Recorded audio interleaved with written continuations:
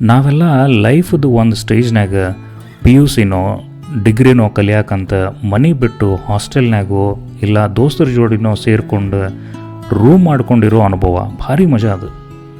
ಆ ಹೊರಗಿನ ಜಗತ್ತಿಗೆ ಹೊಂದ್ಕೊಳ್ಳೋ ಸಮಯ ಆಯ್ತು ನೋಡ್ರಿ. 3 ರಿಂದ 6 ತಿಂಗಳ ಮಟ್ಟ ಒಂದು ಕಡೆ ಅಭ್ಯಾಸದ ಪ್ರೆಷರ್, ಇನ್ನೊಂದು ಕಡೆ ಹೊಸ ವಾತಾವರಣಕ್ಕೆ ಒಗ್ಗಿಕೊಳ್ಳೋದು, ಮತ್ತೊಂದು ಕಡೆ ಈ ಹೋಮ್ ಸಿಕ್ನೆಸ್. ಪ್ರಾರಂಭದ ದಿನದಾಗಂತೂ ಮನ್ಯಾಗಿಂದ ವಾರಕ್ಕೊಂದು ಫೋನ್ ಮತ್ತು ತಿಂಗಳಕ್ಕೊಂದು ಮನಿ ಆರ್ಡ್ರ್ ಜೊತೆ ಪತ್ರ. ದೋಸ್ತರ ಜೊತೆ ಸೇರಿ ಹೆಂಗೋ ಎಲ್ಲ ಮರಿತೀವಿ ಅನ್ನೋದ್ರಾಗ ಮೆಸ್ ಇಲ್ಲ ಈ ಹಾಸ್ಟೆಲ್ ಊಟ. ಮೊದಲು 4 ದಿವಸ ಏನೋ ಚಲೋ ಅನ್ನಿಸ್ತ್ರಿಪ್ಪ, ವೆರೈಟಿ ಊಟ. ಆಮೇಲೆ ಅದ ಊಟ ತಿಂದು ಅದೇ ನಮ್ಮ ನ್ಯಾಲ್ಗಿ ಟೇಸ್ಟ್ ಬಡ್ಸ್ ಸತ್ತೋದ್ವೋ ಇಲ್ಲ ಅವು ಸರೆಂಡರ್ ಆಗೋದು ಗೊತ್ತಿಲ್ಲ. ಹೊರಗೆ ಹೋಗಿ ತಿನ್ನಾಕ ಎಕ್ಸ್ಟ್ರಾ ರೊಕ್ಕಿಲ್ಲ, ಮನ್ಯಾಗ ಬಾಯಿ ಬಿಟ್ಟು ಕೇಳಾಕ ಮುಂಚೆ ಮನಸ್ಸಾಗಂಗಿಲ್ಲ. ಮನ್ಯಾಗಿದ್ದಾಗ ರಾತ್ರಿ ಸುಮಾರು 9 ಗಂಟೆ ಅಂದ್ರೆ ಬಿಸಿ ಊಟ ರೆಡಿ. ನಾವು ಅಭ್ಯಾಸ ಮಾಡ್ಕೋತ ಯಾವ ಒಗ್ಗರಣೆ, ಯಾವ ಮಸಾಲೆ, ಯಾವ ಸಾರು ಅಂತ ಅಲ್ಲೇ ಮನಸ್ಸಿನಾಗ ಲೆಕ್ಕ ಶುರು. ಎಲ್ಲರೂ ಬರ್ರಿ ಊಟಕ್ಕೆ ಅಂತ ಕರೆದಾಗ ಮಾತ್ರ ಏನೋ ಸೀರಿಯಸ್ ಸ್ಟಡಿ ಮಾಡೋರಂಗೆ ಡ್ರಾಮಾ ಮಾಡೋದು. ಹಾಸ್ಟೆಲ್ನಾಗ ಮೊದಲು ತುತ್ತು ಕಲಿಸ್ಬೇಕಾದ್ರೆ ಇದೆಲ್ಲ ನೆನಪಾಗಿ ಬೇಕಿತ್ತಾ ಇದು ಅಂತ ಅನಿಸಿದ್ದು ಮಾತ್ರ ನಿಜ. ಆದ್ರೆ ಮನೆಯಿಂದ ಹೊರಗಿದ್ದಾಗ ನಮ್ಮ ವ್ಯಕ್ತಿತ್ವ ರೂಪುಗೊಳ್ಳಲಿಕ್ಕೆ ಒಳ್ಳೆಯ ಅವಕಾಶ. ಚಲೋತಂಗೆ ಯೂಸ್ ಮಾಡ್ಕೊಂಡ್ರೆ ಒಳ್ಳೆಯದು, ಇಲ್ಲ ಅಂದ್ರೆ ಹಳ್ಳ ಹಿಡಿದು ಹೋಗ್ತೈತಿ. ತುಸು ಅವಾಗಿವಾಗ ಮೋಜು ಮಸ್ತಿ ಎಲ್ಲ ಓಕೆ.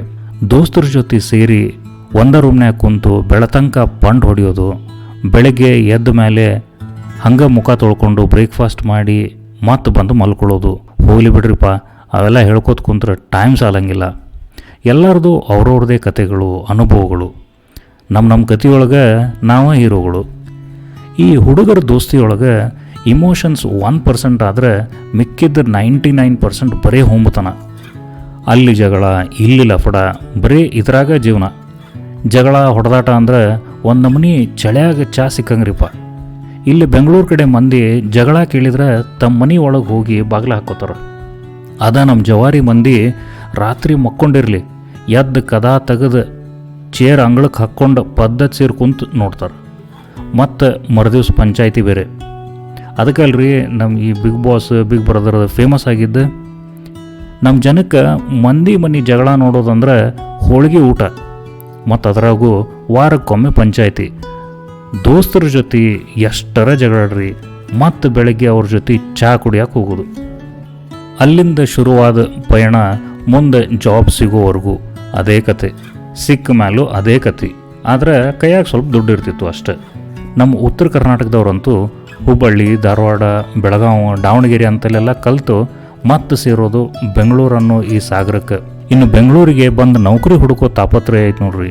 ಅದು ದೋಸ್ತರ ರೂಮ್ನಾಗ ಉಳ್ಕೊಂಡು ಇಂಟರ್ವ್ಯೂ ಕೊಟ್ಟು ಮತ್ತೆ ಹೊಳ್ಳಿ ಪಯಣ. ದೋಸ್ತರ ರೂಮ್ನಾಗ ನೈಟ್ ಶಿಫ್ಟ್ ಮಾಡೋ ಒಬ್ಬ, ಉಳಿದವರು ಡೇ ಶಿಫ್ಟ್, ಅದರಾಗ ಒಂದಿಬ್ರು ಮಾರ್ಕೆಟಿಂಗು ಮತ್ತು IT ಅಂತ. ಆ ದೋಸ್ತರಿಗೆ ಮಾತ್ರ ಥ್ಯಾಂಕ್ಸ್ ಹೇಳಲೇಬೇಕು. ಜಾಬ್ ಸಿಕ್ಕು ಇಷ್ಟು ವರ್ಷಗಳಾದವು. ಚಾಲೆಂಜಸ್ ಚೇಂಜ್ ಆಗ್ತಾವ ಹೊರತು ಮುಗಿಯಂಗಿಲ್ಲ. ಈ ಎಲ್ಲ ಚಾಲೆಂಜಸ್ ನಡುವೆ, ಸಂಘರ್ಷಗಳ ನಡುವೆ ಮನಿ ಮಗಳು ತವ್ರ ಮನೆ ಬಿಟ್ಟು ಹೋಗಬೇಕಾದ್ರೆ ಮನೆಯವರೆಲ್ಲ ನಿಂತು ಅಳ್ಕೋತ ಕಳಿಸ್ಕೊಟ್ರು. ಆದ್ರೆ ಮನಿ ಮಗ ತನ್ನ ಮನೆಯಿಂದ ದೂರ ಆಗಿದ್ದ ಯಾರಿಗೂ ಕಾಣಲೇ ಇಲ್ಲ. ಈ ಜರ್ನಿ ಒಳಗೆ ಅಪ್ಪ ಅಮ್ಮ, ಸಂಬಂಧಗಳ ಬೆಲೆ, ಮನಿ ಊಟದ ಬೆಲೆ, ನಮ್ಮನ್ನು ನಾವು ಕಂಡುಕೊಳ್ಳೋ ನೆಲೆ ತೋರಿಸಿದ್ದ ಜೀವನದ ಪಯಣ ಇದು. ಎಲ್ಲ ಅಪ್ಸ್ ಆ್ಯಂಡ್ ಡೌನ್ಸ್ನೊಳಗೆ ಜೊತೆಗೆ ಕಳೆದ ಎಲ್ಲ ಸ್ನೇಹಿತರಿಗೆ ಬರೀ ಥ್ಯಾಂಕ್ಸ್ ಹೇಳಿದ್ರೆ ಮಜಾ ಬರೋಂಗಿಲ್ಲ. ಲಘುನ ನೆಕ್ಸ್ಟ್ ಟೈಮ್ ಸಿಗೋಣಂತ ಮತ್ತು ಒಂದು ಬೈಟಕ್ ಮಾಡೋಣ. ಅಲ್ಲಿವರೆಗೂ ಲೈಕ್ ಮಾಡಿರಿ, ನಿಮ್ಮ ಫ್ರೆಂಡ್ಸ್ ಜೊತೆ ಶೇರ್ ಮಾಡಿರಿ, ಮತ್ತು ಅವ್ರ ಹೆಸರು ಕಮೆಂಟ್ನಾಗ ತಿಳಿಸ್ರಿ. ನೀವು ಆದಷ್ಟು ಲಘುನ ಭೇಟಿಯಾಗ್ರಿ. ಮುಂದಿನ ಪಾಡ್ಕಾಸ್ಟಲ್ಲಿ ಮತ್ತೆ ಸಿಗೋಣ. ಅಲ್ಲಿವರೆಗೂ ಧನ್ಯವಾದಗಳು ಮತ್ತು take care of your self.